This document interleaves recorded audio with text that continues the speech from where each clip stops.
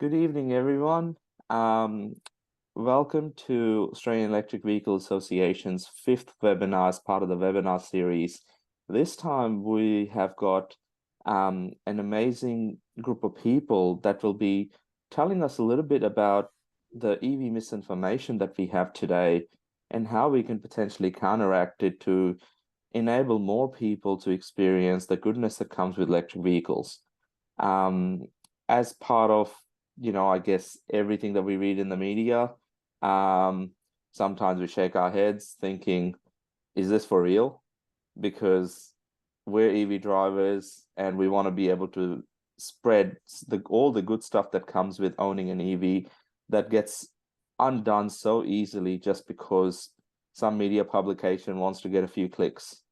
And what we're going to do today is learn from experts and others that are heavily involved in different parts of the EV ecosystem and share a little bit more about what we can do to counteract some of this misinformation. I guess before I start, I'd like to acknowledge the traditional owners of the land in which we meet today. I'd also like to pay my respects to elders past and present. So now, just to get started, Australian Electric Vehicle Association has members all across Australia. We are EV owners, and that's who we represent. And our president, Chris Jones, based in WA, would like to, share a few updates on what's been happening with Australian Electric Vehicle Association, or AEVA. Yeah, over to you, Chris. Thanks, Riz, and always good to know that we've got the technology working well ahead of time. That's awesome. So yeah, thanks for the introduction. I guess now is a good opportunity to let everybody know that we've of course got our conference coming up on the 1st of November in Hobart. Now, hopefully everyone's put time aside in their calendars for what is a very busy conference season in the world of EVs and energy and the future of both. But our conference on Friday, the 1st of November, should be pretty good. We've got a whole bunch of really interesting speakers and talks on really topical matters. Hopefully get a really good turnout. So if you're in Tasmania, or if you know some people in Tasmania who will be interested in getting along, of course, if you haven't already booked your flights or booked your ferry to get across, we'd love it if you could get along to the conference as well. The expo is going to be running on Saturday and Sunday that weekend.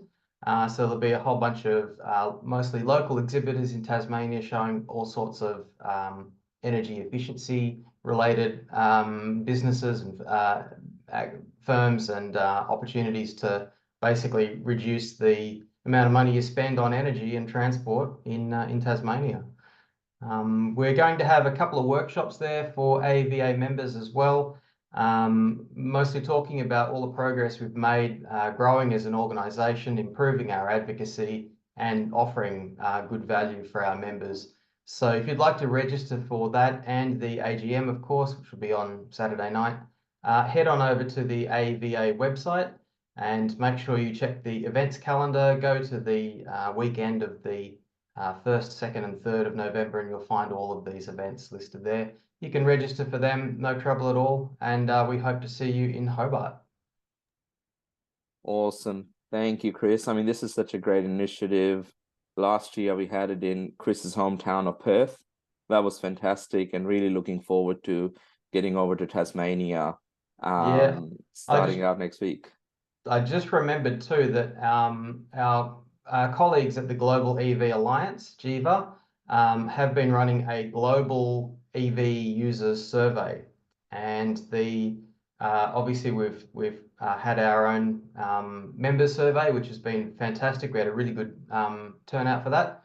But this one's going to be really interesting because it will be a global perspective on EV uptake and how people are responding. Now, it's actually quite difficult in the webinar for us to post links.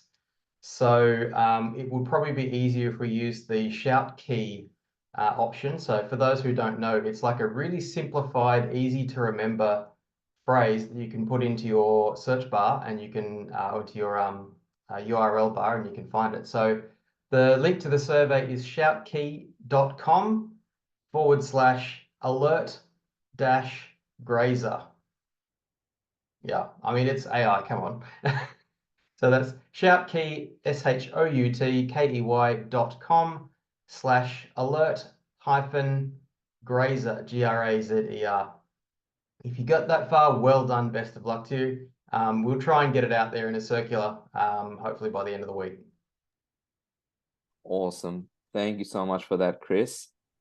Now let's get straight into learning more about misinformation and what we can do to counteract it. So our first guest tonight, I think many of us would know the good work that she's been involved with in the industry for a very, very long period of time. And I'm sure we've read one or many of her stories that she's been involved with around the EV space, and that's Bridie Schmidt, who is currently at the NRMA, the editor of the EV Hub, who'll join us and share a little bit about what's happening in that space and how we can sort of counteract misinformation. Over to you, Bridie. Thanks, Riz. It's really great to be here, and hi to everyone here tonight. I will just jump straight into my slideshow and get into it. So let me just make sure I've got this sharing. Can everyone see that? So yeah, tonight obviously is about busting myths at the well, busting EV myths anywhere, but what I've been doing lately is doing it at the NRMA. Let me get this,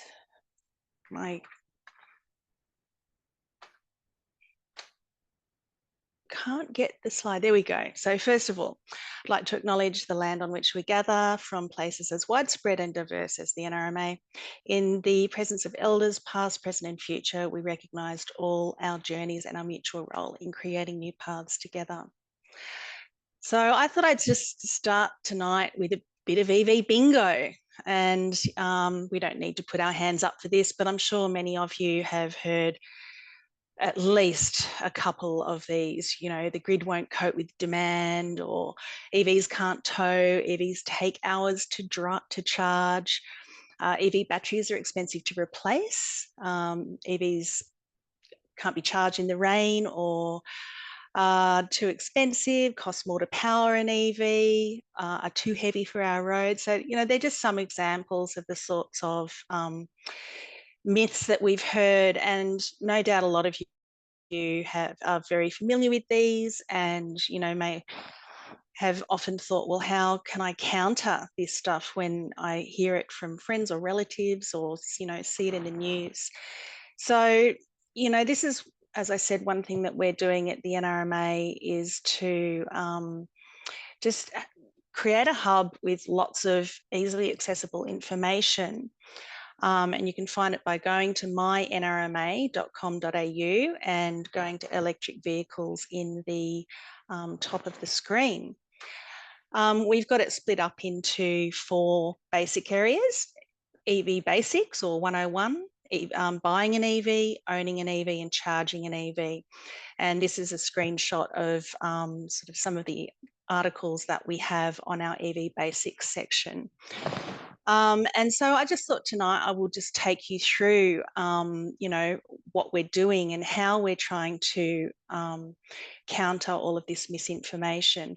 And that it's fighting it with evidence-based facts. So one of them, the big ones that we hear come out obviously in the media a lot, you know, every time there's a car that bursts on fire, the joke now is that if there isn't a media team there, then it mustn't have been an EV. We know that ICE cars actually do catch fire more often. EV Fire Safe obviously is a really great resource for data around EV fires that involve batteries. And so from their June 2024 report, they had verified 511 EV fires worldwide that involved the battery since 2010 out of more than 40 million EVs. So you can see that, it's a very, very low rate. And in Australia itself, only 8 battery fires out of around 200,000 EVs have been recorded.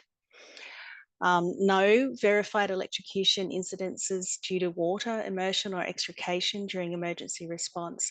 And obviously we do know that battery fires are harder to put out and require special training for emergency responders and special response. So, we've got to be real about that. But the fact is that what we see in the media often blows it out of proportion.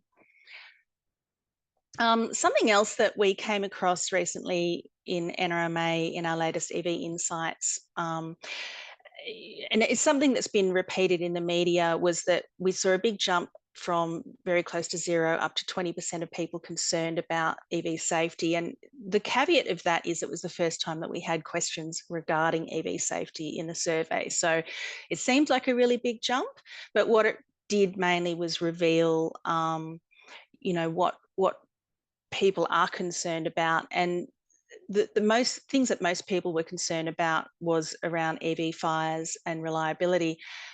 We'd already addressed those in some articles. So what we looked at was producing some content around the weight of cars, and some of the concerns around weight is to do with, damage on the roads or damage in car parks or, collision, impact of collisions, that sort of thing. And the thing to remember is that actually the most popular cars that are sold in Australia are heavier than the EVs, the most popular EVs in Australia. So this chart shows, this was done in June 2024, number of cars sold year to date. And then this is the weight in kilograms across the bottom. And obviously the Ford Ranger and the Toyota Hilux are the biggest selling vehicles. And they're also ones that, weigh, over 3 tons. And then, we've still got other ones too, like the Ram 1500 or the Nissan Patrol, which get up to 3.5 tons. Whereas if we're looking at, the Tesla Model 3 or the Y or the BYD Seal, they're still above 2 tons, but we've got to sort of think about, well, okay, how does that compare to what is also on the road? Prices of EVs, are they too expensive? I think if anyone's paying attention to the automotive media lately, you would realise that there have been significant price drops in a lot of EVs, and that's actually, that's a whole other thing about, people, losing their resale value. Quite frankly, we always knew that battery costs were going to come down, and that means that the cost of EVs are going to come down, and there's economies of scale, all that sort of thing. But what I found was interesting was this website called thebeep.com.au, which is tracking drive-away pricing of vehicles. And we could see that over the last 12 months, this top little line here is the cost of batteries, EVs coming down, and compared against petrol and hybrid cars. So EVs are still a little bit more expensive on average, but we can see that that gap is closing. And I thought it was quite interesting to note that particularly in light of the fact that we're seeing plug-in hybrid sales double now, sort of year on year, but they're actually not that cheap. So the cheapest EV at the moment is the GWM Aura. Riz, correct me if I'm wrong. I'm pretty sure that's where pricing's at the moment. Pretty much. Yeah, and it's not that far off what the Toyota Yaris hybrid goes for these days. By comparison, the cheapest plug-in hybrid available in Australia sells for almost $49,000 drive away. Now, these are based on New South Wales pricing. Pretty sure the GWM Aura is nationwide. But yeah, it just goes to show that, these are some counter arguments. It's like, well, is it really about price anymore? I don't think so. Obviously, there's other factors. The GWM Aura is a short range EV. The plug-in hybrid, gives you that, best of both worlds, but obviously it's only going to deliver the environmental benefits if it's actually charged on a daily basis. So Have to remember those things. Then batteries, this is something that we hear a lot in the media is, oh, well, the battery's going to cost so much to replace. It's only going to last 8 years and so on and so on. So one thing that we looked at was some of the Bloomberg NEF global forecasts and did just, it is a projection. It's not so much guesswork as just it's based on figures from that Bloomberg has calculated, looking at how much the cost of a pack is these days out of China, and then basing that off some quotes that we've seen about for battery replacements in Australia. So all of this information you can find on the Electric Vehicle Hub. Feel free to ping Ben or Chris if you want to get hold of links, but yeah, you can actually find all of these on the hub pretty easily. And yeah, what I think is really interesting to remember about battery replacement costs is that engines are not cheap, and there's a lot of other things that can go wrong with ICE cars: cylinders, transmission, head gaskets, camshafts, you name it. And then if we think about, how much is a 60 kilowatt hour battery, I'm going to use that as an example because that's sort of what's in the standard range Model Y and the Model 3. By 2030, that may cost as little as $11,000. And keeping in mind that any EV that you buy today, depending on how much you drive it, but most of them have 8-year warranties. 160,000 kilometres, I think, is the general kilometre limit on the warranty. So if you drive a lot, that may run out sooner. But yeah, I mean, it's one of those things that's, is battery cost really an issue? There's other ways of looking at this. So obviously charging an EV is something that comes up a lot in the media, or on socials. We see, NRMA, especially if we post EV related content on Facebook, that's always, a bit of a contingent of people that come on and say all sorts of things, like, oh, it's going to take you, hours and hours to charge, all that sort of stuff. So we've got a lot of those sort of myth busting content on the charging section of the website too. And that one on the left in particular, are EVs cheaper to run than petrol cars? Addresses that cost of, how energy efficient are EVs, how much of a difference it makes if you get an EV that is not that energy efficient, and particularly calls out a piece that you may be aware of. I think it was Car Expert that took a BMW 7 Series and an i7 and drove them up and charged the i7 at all sorts of expensive charges. In that particular case, BMW was not thinking about energy efficiency when it built that car.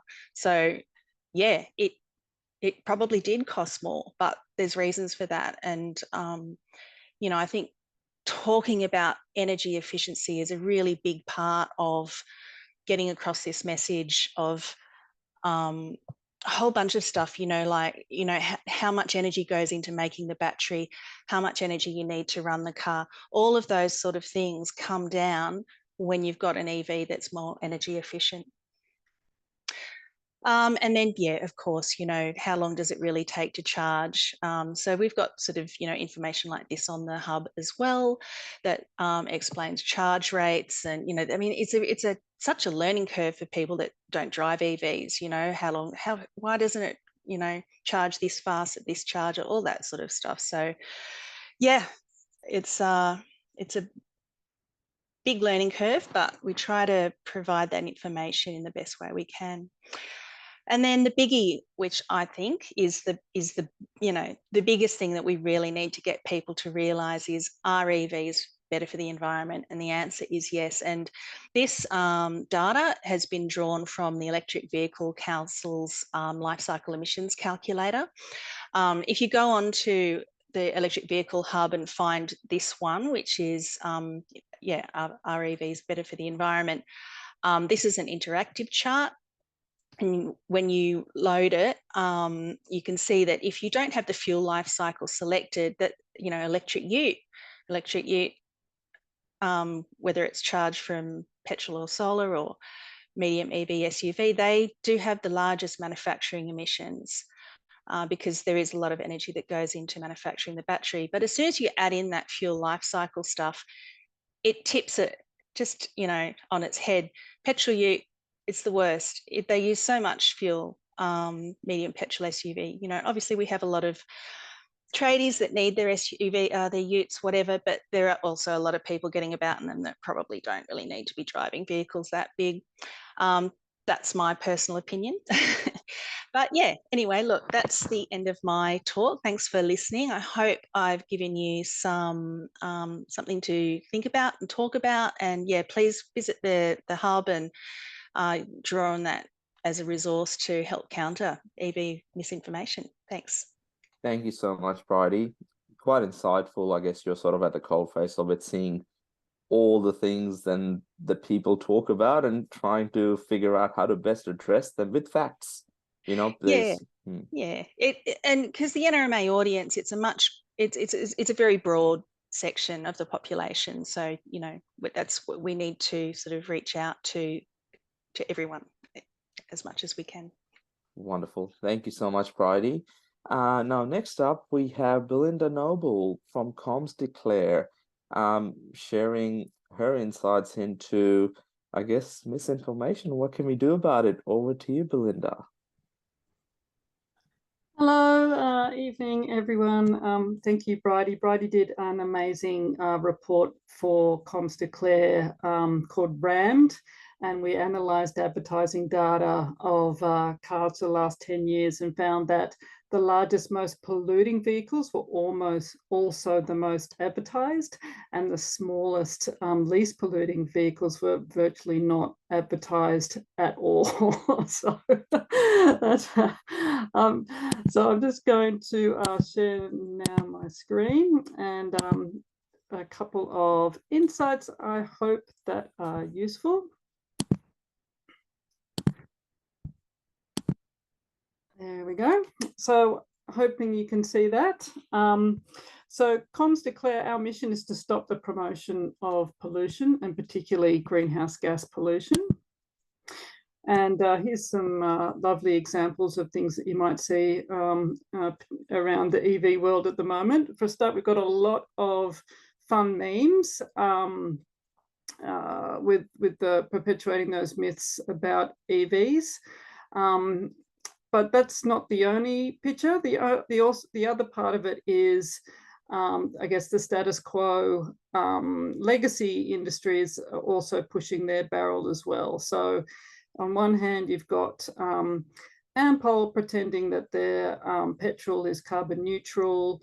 You've got Ford pushing, as all the big manufacturers do, their biggest, most polluting cars. And then you've got media sort of misinformation, which is then weaponized online. So there's a frame there talking about Labor's hit on Australia's most popular cars, and that was about the fuel efficiency standards, of which we, obviously we were well behind the world in bringing those in. They've finally been brought in, but that was against the best efforts of groups like Advance, which promoted against them quite heavily on Facebook in particular with advertising campaigns. I've also got one that I want to share with you, and this is a video. I'm only going to play the last half of it because it's quite long, but this is an amazing example of some EV misinformation that's running at the moment.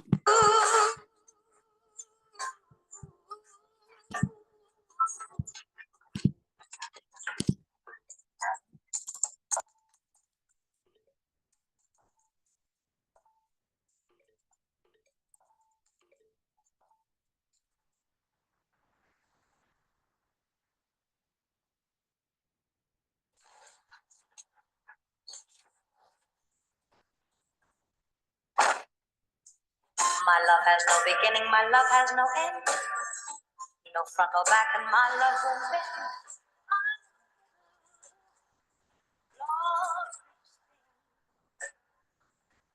loving you.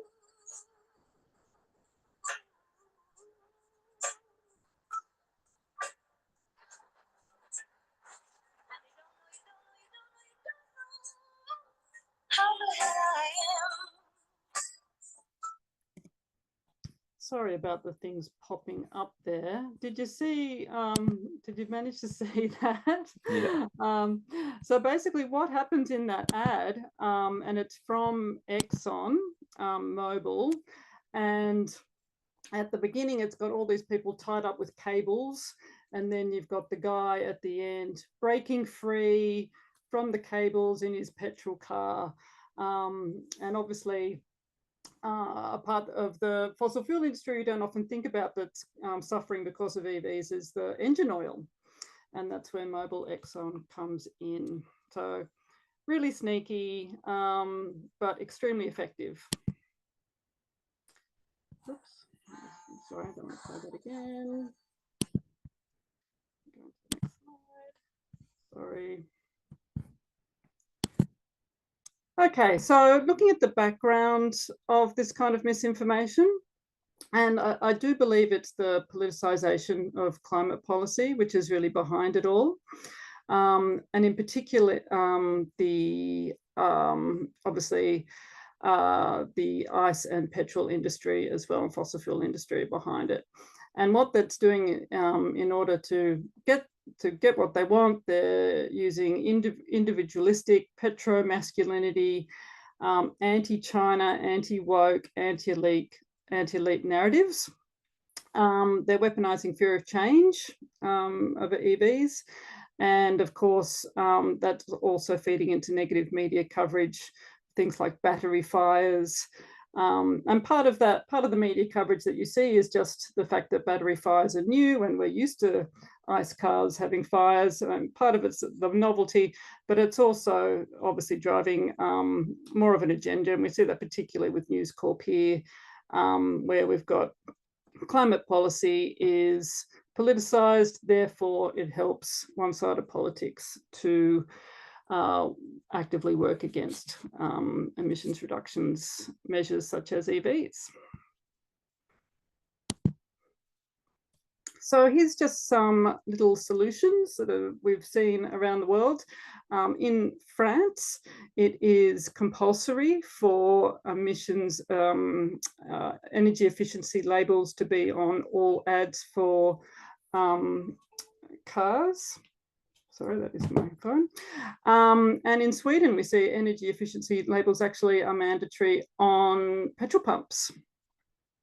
And in fact, all across France, fossil fuel advertising is banned. We did a poll in Australia and we found that 68% of people want pollution info on car ads. And at the moment, you have this tailgate emission sticker on the windscreen of new cars, but it doesn't have to appear online. So if you're configuring a car or buying a car online, you might never know what the actual pollution impact of that vehicle is.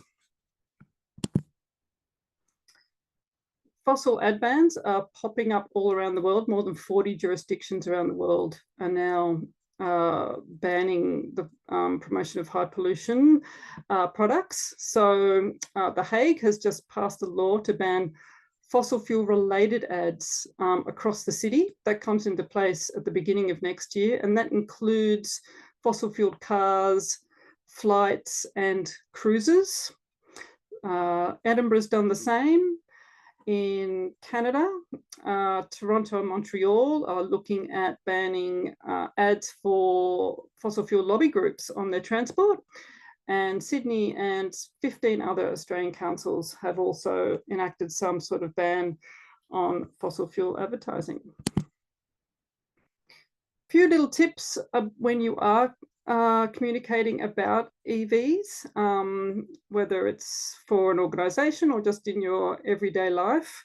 I think the best counter to misinformation and disinformation is to just tell a better story. I love this story here about the Queensland woman using her electric car during a blackout to help save her son. that story traveled well. It sticks in your mind. It's interesting. That's the kind of thing that I think will really help us.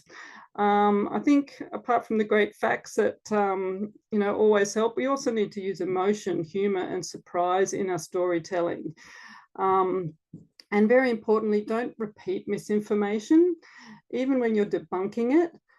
The fact that if you repeat misinformation, even though people intellectually know it's not true, the more they hear it, the more they start to believe it, even if they know it's not true. So never repeat misinformation. If you see one of those memes online or some misinformation about EVs online, don't engage, because you're actually improving the engagement and the amount of virality of that post online. I hope that makes sense. So yeah, make your point on your own post. Don't engage with a post that's anti-EV. You'll just promote it more. Another thing is to focus on positive features of the cars, the low cost, the new tech, and the future. And another thing I think that the industry could do more is look at these sorts of culture war narratives and try not to feed in them. So try and be a bit macho if necessary.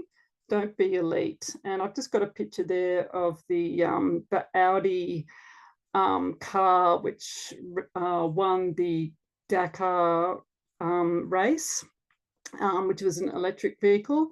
And they did this great video. It had fantastic photos. There's lots of guys sweating. It was just great storytelling and a really good piece of promotion for electric technology. And just quick plug, if you don't like fossil fuel advertising, please go to fossiladban.org and send an email to our politicians saying that please ban it. And we have this tool called Who Targets Me. It's at whotargets.me. You can go there, you can download a browser extension, which will actually tell you which political advertisers are targeting you on all the different social platforms. So if someone is targeting you with anti-EV disinformation or any political disinformation, you will get that information and you'll be able to see who's sending it to you and how much they've spent to get that message to you as well. And that's it from me. Thank you so much, Belinda. That's a really unique way of looking at, sometimes we don't realize how much information or misinformation is disguised in these cool, flashy TV, newspaper, internet ads. And yeah, we're constantly being targeted, and most of the time we don't even realize it because we're just, our minds are so attuned to it. So it's really good to see, put that together in a way which, we can highlight it. So thank you so much for that. Now, our last speaker for this evening is Lars Godbolt, who is part of the Norwegian EV Association. Now, Norway leads the way in electric vehicle adoption, due to policies and many, many other reasons, and a lot of good and hard work that's been put in, including fighting misinformation. And, with that level of adoption, it's very difficult for large companies to take advantage of everyday consumers, given it's very likely that they'll be called out, because pretty much many people are EV owners and they get why they're making this change. So, Lars, it'd be great to get your insights into misinformation and how Norway sort of tackled it and what you're seeing as part of the Norwegian EV Association. Over to you. Hey, thanks for having me, and thanks to the two other speakers as well. Very inspiring. Unfortunately, I will do this mistake of repeating some myths, which I just learned we shouldn't do from Belinda, but we try to do the same, focus on the good things about EVs. But let's see here.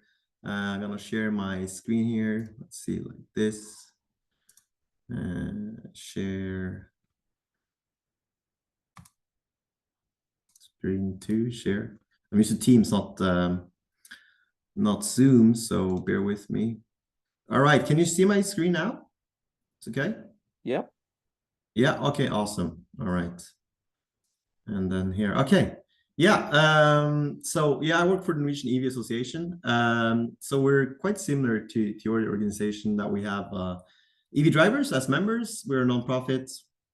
Of course, we try to help our members with questions that they have about EVs, but a very important thing we do is that we lobby towards the government and we battle misinformation. It's every single day still.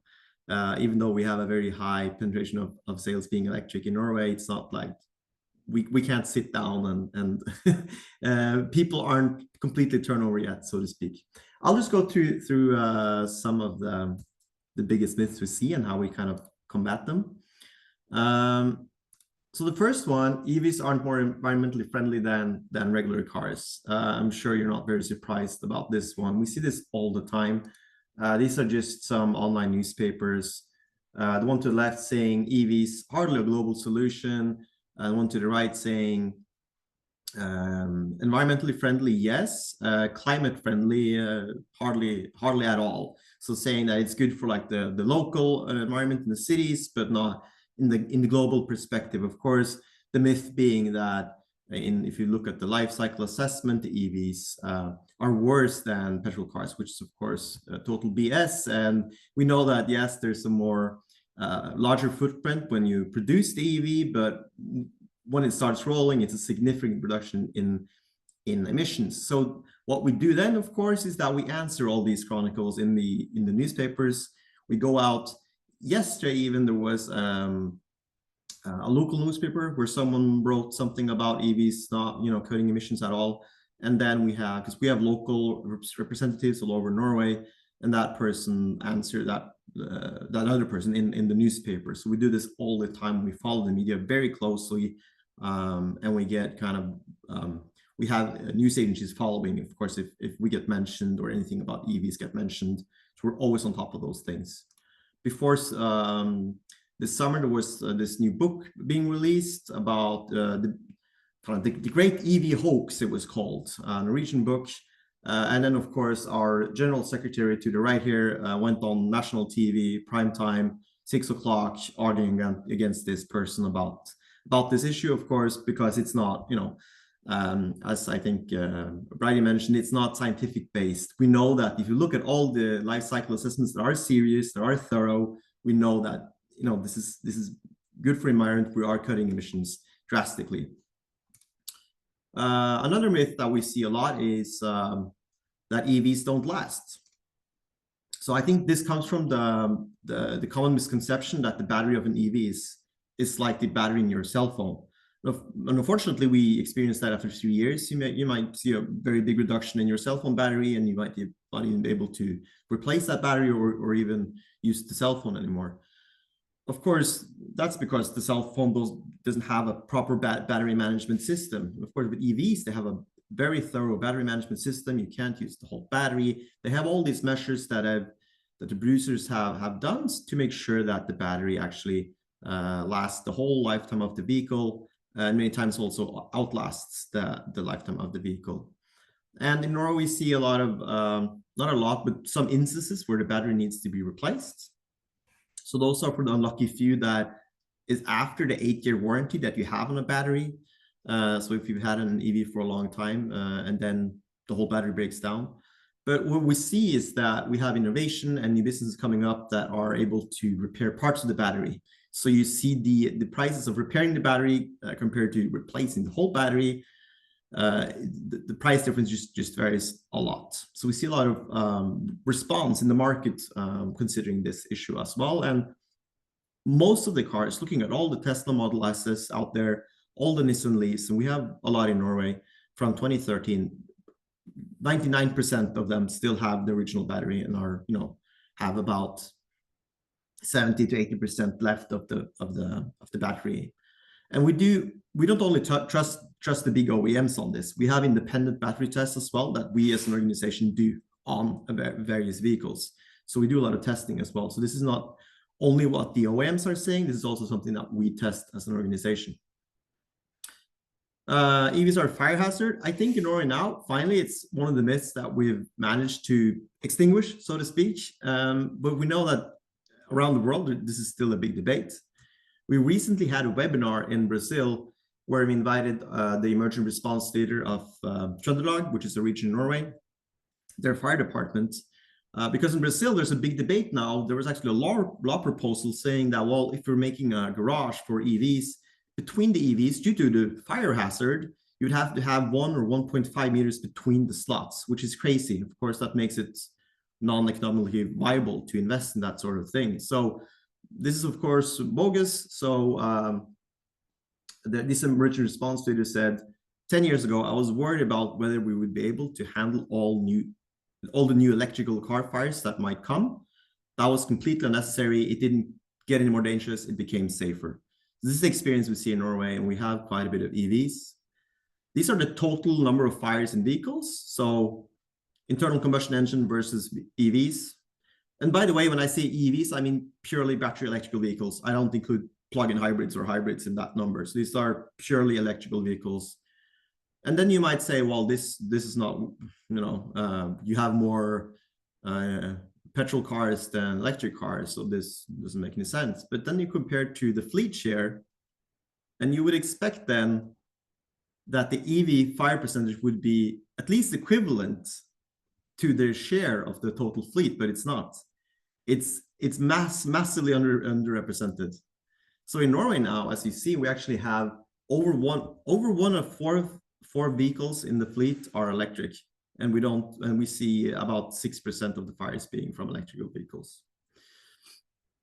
And this might be too small for you, but we do work internationally. As I mentioned, we have a YouTube series about myth debunking, where it's in English, and we kind of go through all the statistics on different matters, such as, are electrical vehicles a greater fire hazard than regular cars?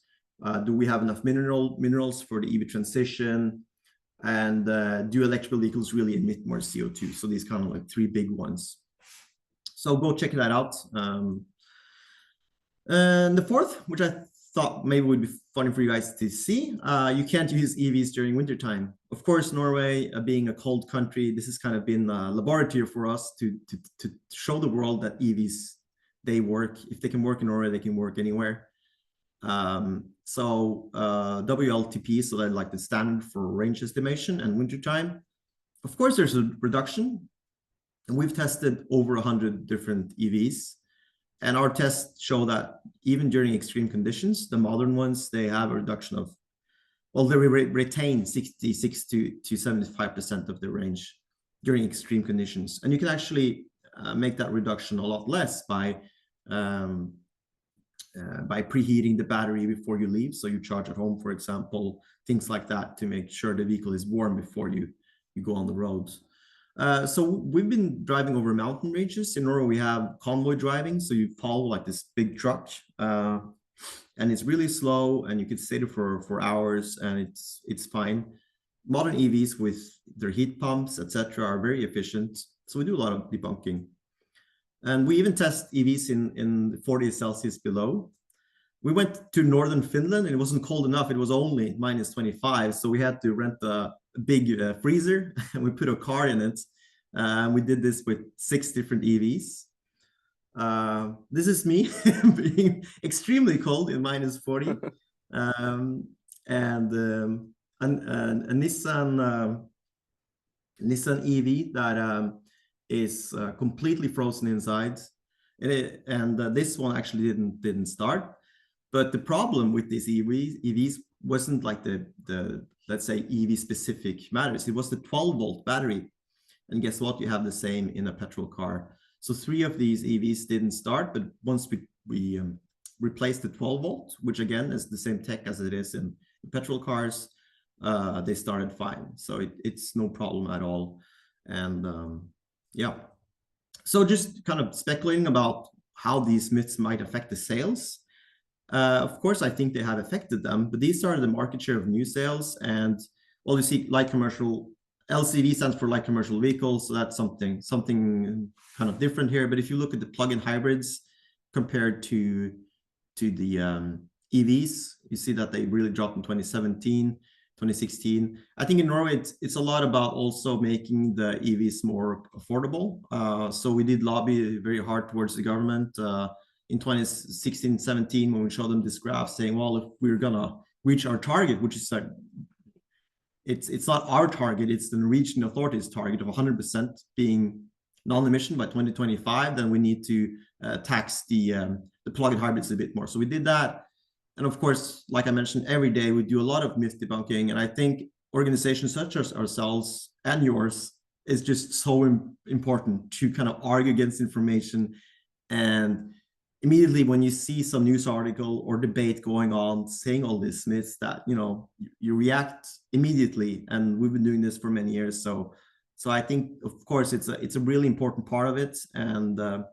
And again, it's, although we have a really high share of percentage of new cars being electric, we still see this debate, and we're still on it every single day. And we love doing webinars such as this and hearing your experiences. And yeah. To close, I'll just follow us on social media. We do a lot of English stuff as well. Reach out to me if there are any questions. I have a very easy email, lars@elbil.no. And I don't know if you as organizer could share the presentation, but if you want to, that's fine from my side. So thanks. Wonderful, Lars. It's so good to see you know, where things could be, especially when you have a target of full EV sales pretty much 100% by 2025. I think, you know, we can aspire to have those conditions in our country here in Australia, but you know, we're getting there as well. There's a big shift towards plug-in hybrids this year, but you know, I think with the right information out there that can sort of showcase and highlight the benefits around electric vehicles. I guess I'll start with, you know, we'll just get to a few questions before we wrap up tonight. But one of the key things that we see is EVs are looked at with a very different lens to what ICE vehicles are. And, you know, Bridie, Belinda, and yourself, Lars, you've touched on it tonight, that, you know, the information that's currently put out there by mainstream media can be misleading because they don't really show the other side. So nobody really asks around, what does it cost to replace an engine, as an example, compared to a battery, and all of those things. Like the second part is completely out of it. What's going to happen with our batteries or these cars? Are they going to end up in landfill? Nobody asks about that with ICE engines. So what are each one of your sort of takes around battery electric vehicles being looked at with a very different lens to, you know, what ICE vehicles are today, and how can we possibly change that? Should I begin, or? Yeah, go for it, Lars. Well, I don't know. So my background is innovation studies, more of a master's thesis, and we are very like path dependent as humans. We don't like change too much, and I think that a lot of immediately if something changes, we're kind of naturally skeptical towards that change, and especially if we see that there's a lot of money and funding going into this, and there's debate, and the government wants to do something right. There's something in a lot of us that's saying, well, I want to debunk this. I want to make sure that this policy is right, that we're making all this money and this transition into this. Well, it better darn be right, you know, all my tax and all. So it's kind of like we have this kind of skeptical nature, and that might be good, but at the same time, it kind of tips over at a certain extent where you want to beat the scientists at their own game, you know?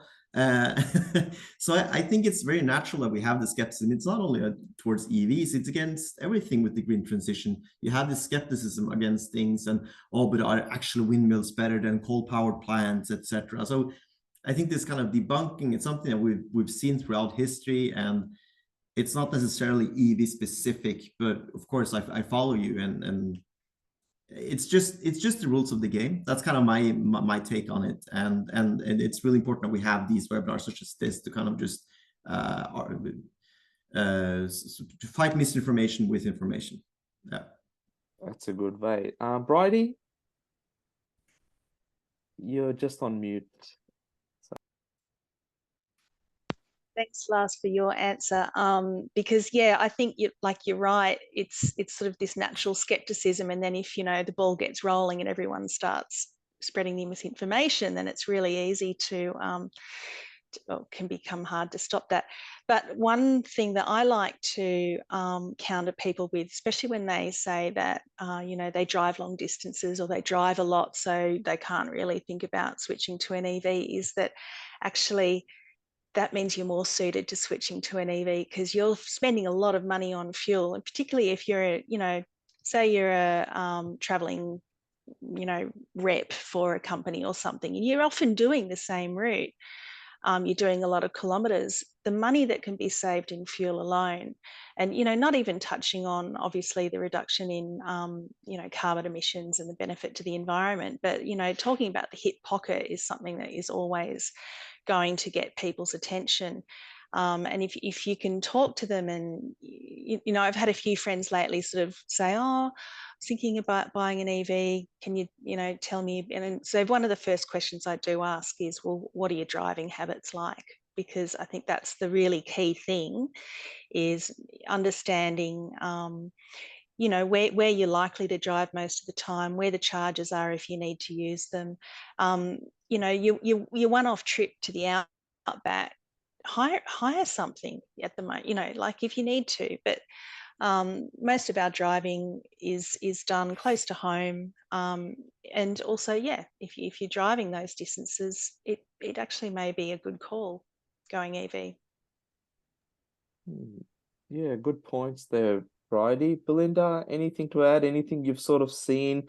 We've seen, you know, EVs painted in the media with some of the campaigns that you showed by those oil companies.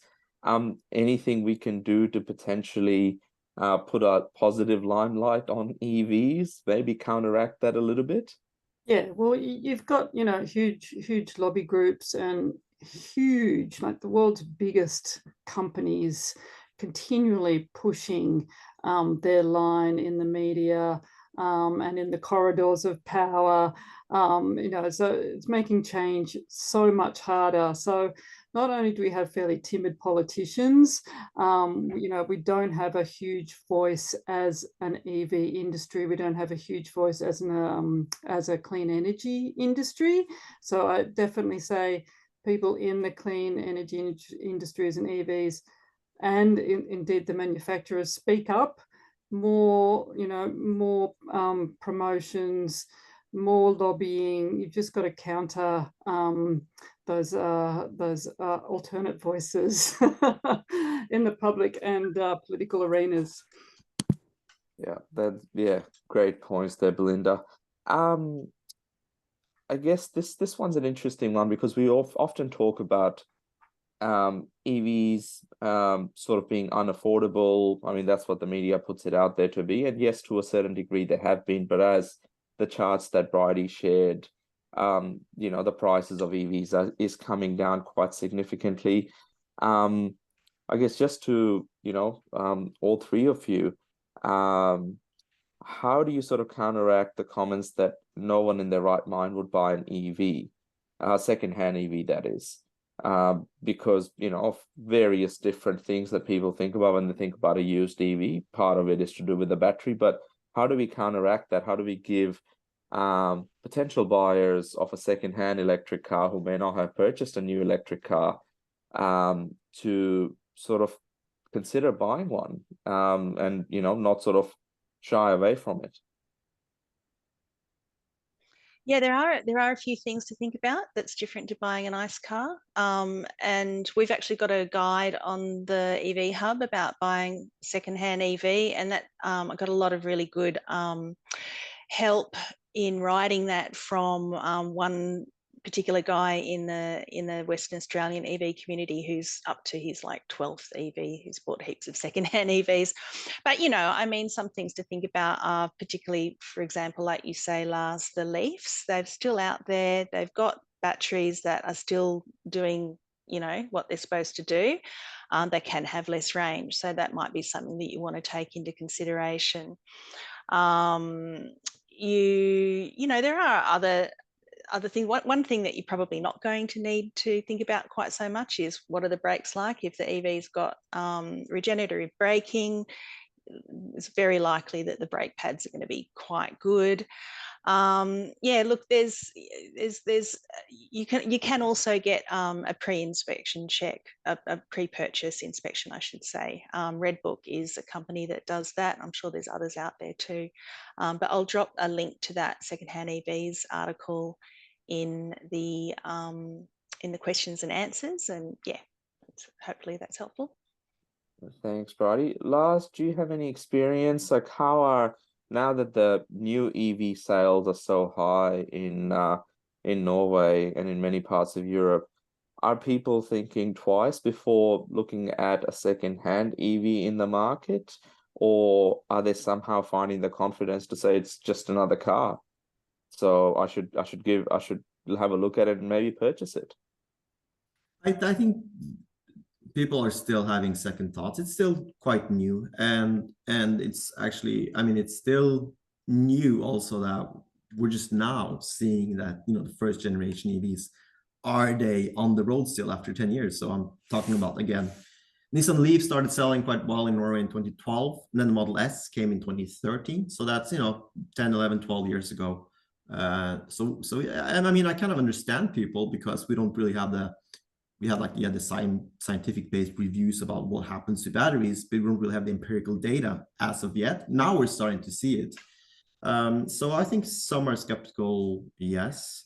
But in Norway, the used car sale for EVs was very low for a long while. That was simply because today's new car is tomorrow's used car. So it took a while before the used market started picking up. But right now, the used car market for EVs is good in Norway, but of course it took a long while. It kind of lags behind the new car sales. And like Bridie said, I think a lot of this is about information. So we have, like I mentioned, we have independent battery tests, where you run your car to make sure that it's about 150 euros, that test. And then you get a proper kind of state of the battery. So that's one thing, to make sure that you as a consumer don't buy an EV that has a faulty battery of some sort, because we know that that's an expensive part to replace. But we also have a lot of articles for those that want to buy a used EV. What should you look at and what should you not look at? And it's funny that you mentioned the brakes, because at least in Norway, we salt our roads to kind of melt the ice, and we see that EVs actually, because the regeneration is not on the brake pad itself, it's within the wheel hub. So because you use the brakes less, they rust more than regular cars. That's one thing to look at, because it's a good thing, because we think, well, you don't have to change the part because you don't use it much, but it actually, when you brake, you kind of you tear off the rust. So that's kind of, you have like some kind of, it's not a huge issue. That thing is not the most expensive thing in the world to change brake pads, but you know, small things like that are something that we try to talk to potential new EV users, just to kind of make them feel safe in their transition, and of course a lot of information about how do you charge, how do you reduce charging time in the winter time, because then the battery is cold and charging could take a while. So Belinda had a funny meme with Jack Nicholson being freezing, waiting for the EV to charge. So we also do kind of all this kind of debunking to make sure you as a consumer, because I get it. It's a big investment and it's something unknown for you. You know, maybe it's your first EV and you want to be used by a car. So I think it's so important for organizations such as ours to kind of hold their hand, you know, in the beginning, saying, well, we're here for you. It's not dangerous, and you'll save potentially a lot of money from fuel costs, etc.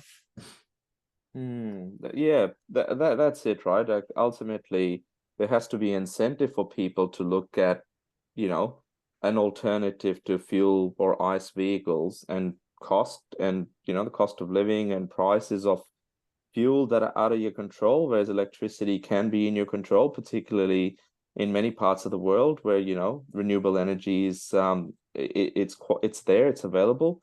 I think that sort of wraps it up for us for this evening, this webinar. I'd like to thank Bridie, Belinda, and Lars for your time today or tonight, depending on which part of the world you're in.